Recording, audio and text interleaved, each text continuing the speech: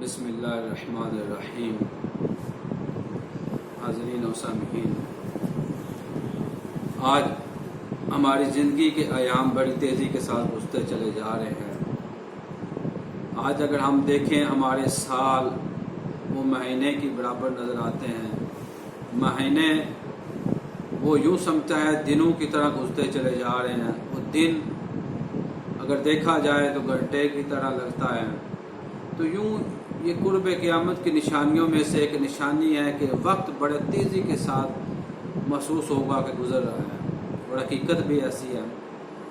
لیکن ہمیں اس گزرتے ہوئے وقت میں اس عظیم ہستی کو یاد رکھنا چاہیے جو کسی بھی موقع پر اپنے امتی کو نہیں بھولے۔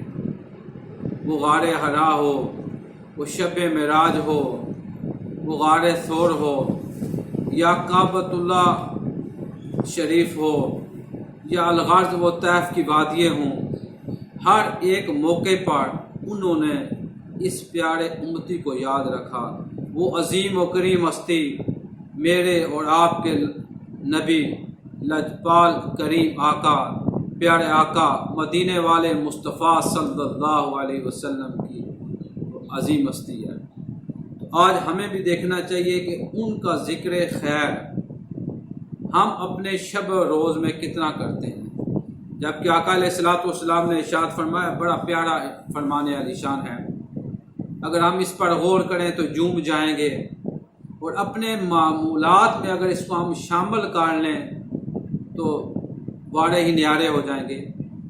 میرے اور آپ کے آقا نبی اکرم نور مجسم شاہ بنی آدم رسول محتشم صلی اللہ علیہ وسلم نے ارشاد فرمایا کہ تم اپنی مجالس کو مجھ پر درود پاک پڑھ کر آراستہ کیا کرو، کیونکہ تمہارا مجھ پر درود پاک پڑھنا قیامت کے روز تمہارے لیے نور ہوگا۔ اب آقا علیہ السلام ہمیں ترغیب دلا رہے ہیں کہ تم اپنی مجالس کو مجھ پر درود پاک پڑھ کر راستہ کیا کرو۔ لیکن آج ہم دیکھیں ہماری مجالس وہ دوستوں میں وہ اپنے گھر کے چند افراد بیٹھتے ہیں، اپنے گھر باری جب لوگ بیٹھتے ہیں، کھیل کود کے میدان میں ہوتے ہیں، یا کہیں سفر کر رہے ہوتے ہیں، یا تدریس کے معاملات ہوتے ہیں، وہ کالج یونیورسٹی میں ہو گیا، الغرض کسی بھی موقع کو دیکھ لیں تو ہماری گفتگو کا آغاز شروع ہو جاتا ہے، مجلس شروع ہو جاتی ہے۔ مجلس کا مطلب یہ نہیں ہے کہ وہ 500,000 بندہ ہوگا تو اسی کو مجلس کہیں گے، اور مجلس کا یہ بھی مطلب نہیں ہے کہ ساؤنڈ سپیکر لگا ہوا ہوگا تو باقاعدہ تو اسی کو مجلس کہیں گے۔ آپ کسی جگہ بھی گھر میں باہر میں جہاں بیٹھتے ہیں وہ مجلس ہے، تو آپ اس اپنی مجلس کو اس میں برکتیں نازل کرنے کے لیے، رحمتیں نازل کرنے کے لیے، اس میں بہتری ڈالنے کے لیے، اور اپنی آخرت کو سنوارنے کے لیے، اور آقا علیہ السلام کے فرامین پر عمل کرنے کے لیے، آقا علیہ السلام کی نظر کرم حاصل کرنے کے لیے ہمیں چاہیے کہ درود پاک کا معمول بنائیں۔ تو فرمایا کہ تم اپنی مجالس کو مجھ پر درود پاک پڑھ کر آراستہ کیا کرو۔ تو ہمیں چاہیے کہ جو بھی مجلس ہو اس میں الصلاۃ والسلام علیک یا رسول اللہ، یا اللہم صلی علی سیدنا و مولانا محمد معدن الجود والکرم وآلہ وبارک وسلم، یا کوئی بھی درود پاک پڑھ لیں تو تھوڑا سا اس پہ وقت لگے گا، لیکن اس مجلس میں برکت ہو جائے گی، رحمت ہو جائے گی، سرکار دو جہاں صلی اللہ علیہ وسلم کی نظر کرم ہو جائے گی۔ اور اس مجلس میں وہ تعلیمی مجلس ہو یا گھریلو مجلس ہو، وہ کاروباری مجلس ہو، جس بھی انداز میں ہوگی تو اس میں اللہ تعالیٰ برکتیں نازل فرما دے گا۔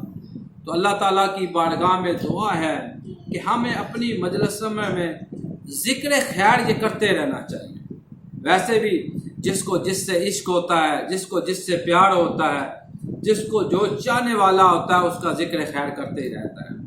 اگر ہمیں ایک مسلمان ہونے کے ناطے ہونا بھی چاہیے کہ ایمان کی جان ہے، جان ایمان ہے ہمارے پیارے آقا صلی اللہ علیہ وسلم سے محبت۔ اگر محبت نہیں ہے تو یہ کچھ بھی نہیں ہے۔ ہمیں چاہیے محبت رسول صلی اللہ علیہ وسلم کا عملی مظاہرہ کرتے ہوئے، وہ اظہار کرتے ہوئے آقا صلی اللہ علیہ وسلم کی ذات پر درود پاک کا معمول بنانا چاہیے۔ اگر ہم یہ معمول بنائیں گے نا، مثال کے طور پہ ایک باپ ہوتا ہے وہ سگریٹ پی رہا ہوتا ہے، اس کا بیٹا ہوگا وہ چھوٹے سا سگریٹ کا ٹکڑا جو گرا ہوا ہوگا اسے باپ نے شاید پھینکا ہو، وہ بیٹا اٹھا کے منہ میں لگا لے گا. کیوں؟ وہ اپنے باپ کو دیکھتا ہے، باپ کی نقل کرے گا. اسی طرح اگر کسی کا باپ وہ گھر میں مصلی بچھا کر وہ نماز پڑھتا ہے تو بیٹا بھی کوئی چھوٹا سا کپڑا لے کر، چھوٹا سا مصلی لے کر بچھا لے گا، اور وہ بھی اس باپ کی جو حرکات و سکنات کر رہا ہے، نماز پڑھ رہا ہے، تو بیٹا بھی اس باپ کی حرکات و سکنات کی نقل کر کے اسی انداز میں کرنے کی کوشش کرے گا.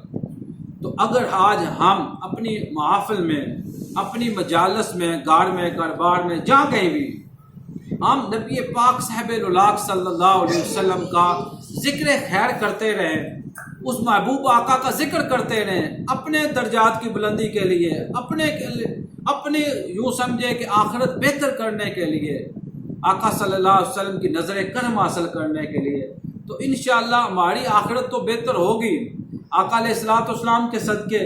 ساتھ ساتھ ہماری اولاد کو، ہمارے بچوں کو، ہمارے بہن بھائیوں کو، ہم سے وابستگان کو انشاءاللہ جب یہ درس ملے گا، ان کو یہ ترغیب ملے گی کہ وہ بھی گائے بگائے آقا صلی اللہ علیہ وسلم کا ذکر خیر کرتے رہیں.